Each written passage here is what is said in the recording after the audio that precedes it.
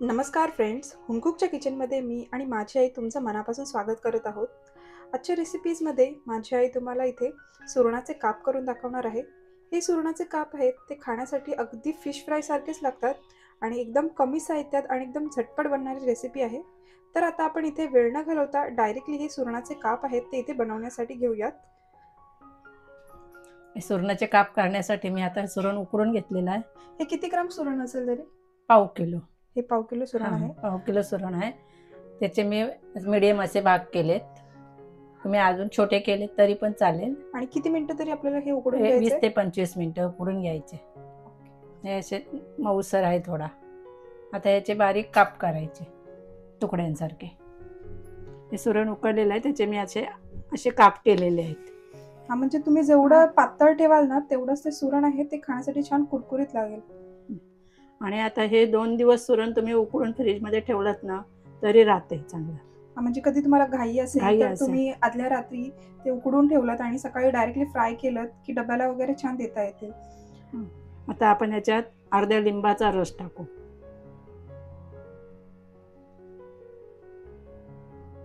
चवीप्रमाणे मीठ.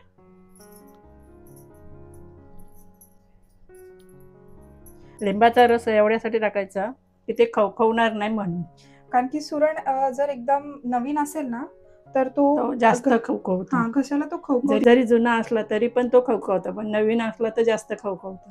म्हणून ते प्रमाण कमी करण्यासाठी आपल्याला इथे लिंबाचा रस वापरायचा आहे. कोकमचं फूल पण चालेल इथे, तरी पण चालेल. पण आलं लसूणची पेस्ट आहे, जेवढी जास्त टाकाल तेवढी चांगली. तुम्ही लसूण पण फोडणीला टाकू शकता. माझा घरगुती मसाला आहे. जो तुमच्याकडे लाल तिखट असेल ना तो तुम्ही इथे वापरू शकता. हा आमचा आगरी मसाला आहे.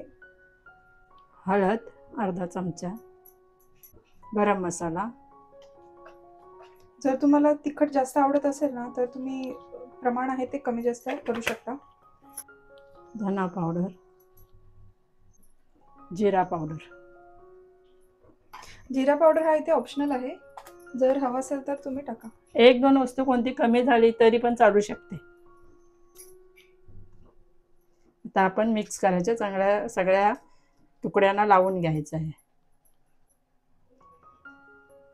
हळूवारपणे लावायचं कारण ते उकडलेलं आहे. सुरण आहे तो लवकर चुरत जातो, त्यामुळे एकदम हलक्या हाताने आपल्याला हे पूर्ण मसाले आणि ही आलं लसूणची पेस्ट आहे ते पूर्ण या सुरणाच्या कापांना लावून घ्यायची आहे. थोडा पाणी घेते म्हणजे मसाल्यांना सगळं लागेल. ते मसाले आहेत ते व्यवस्थित सुरणाच्या कापला चिकटले जावेत म्हणून यासाठी आपल्याला थोडंसं पाणी वापरायचं आहे. खूप जास्त पण पाणी नका वापरू. अगदी 1 चमचा भर. आता मी मसाले लावून घेतलेले आहेत. आता आपण एक 10 ते 15 मिनिटं ठेवून द्यायचे. जर वेळ नसेल तर तुम्ही लगेच केले तरी पण चालू शकते. इथे 15 मिनिटे झालेली आहेत. आपले सुरणाचे काप व्यवस्थित मॅरिनेट झालेले आहेत. इथे आईने एक आता कावीळ घेतलेली आहे, जे आपण घावणे बनवण्यासाठी वापरतो ती वापरलेली आहे. त्यामध्ये थोडंसं तेल गरम करून घेतलेलं आहे. तुम्ही इथे कोणताही पॅन किंवा तवा देखील नॉर्मल चपातीचा वापरला तरी देखील चालेल. तेल पण आपल्या इथे चांगलंच कडकडीत तापलेलं आहे. तेल तापलेलं आहे म्हणून आता मस्त ह्याच्यात सोडायचे.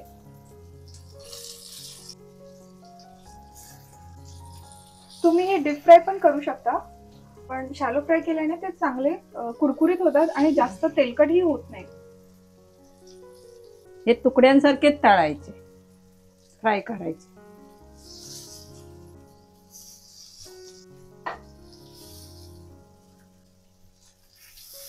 आता त्याची चांगली एक बाजू भाजून झाली की मग आपण पलटी मारायची त्याला.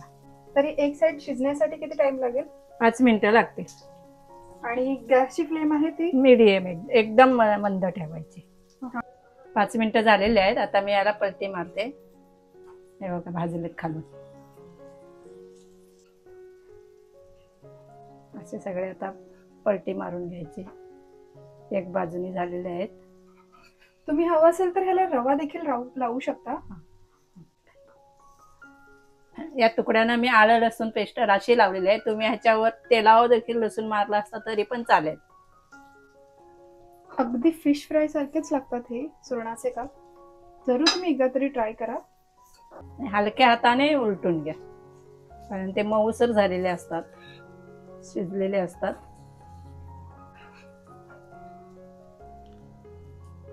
परत आता एक थोडा वेळाने 5 मिनिटांनी परत एकदा जरासं हे करायचं आणि मग तयार. म्हणजे तुम्ही जेवढं 2-3 वेळा याला पलटी मारून हा. घ्याल ना तेवढंच ते जास्त क्रिस्पी बनतात. आणि गॅसची फ्लेम आहे ती एकदम मीडियमच ठेवायची आहे. एकदम गॅस कमी करायचा. 2 मिनिटं झालेले आहेत. मी आता परत एकदा पलटी मारते. झाले, खालून पण मस्त तयार झाले एकदम.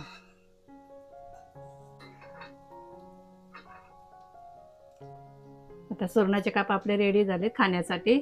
मी आता गॅस बंद करते. असे हे आपले सुरणाचे काप आहेत ते आता इथे खाण्यासाठी पूर्ण रेडी झालेले आहेत. हे सुरणाचे काप आहेत ते तुम्ही चपातीसोबत, भातासोबत किंवा भाकरीसोबत देखील खाण्यासाठी घेऊ शकता. टिफिनसाठी तर अतिशय उत्तम अशी रेसिपी आहे. झटपट तुम्ही ही बनवू शकता. तुम्हाला जर आमची ही व्हिडिओ आवडली असेल तर प्लीज लाईक करा. आमच्या चॅनलला जरूर सबस्क्राईब करा. आणि तुम्हाला काही डाऊट्स असेल या व्हिडिओबद्दल तर ते तुम्ही आम्हाला कमेंटमध्ये विचारू शकता. आमची ही रेसिपी बघितल्याबद्दल थँक्यू.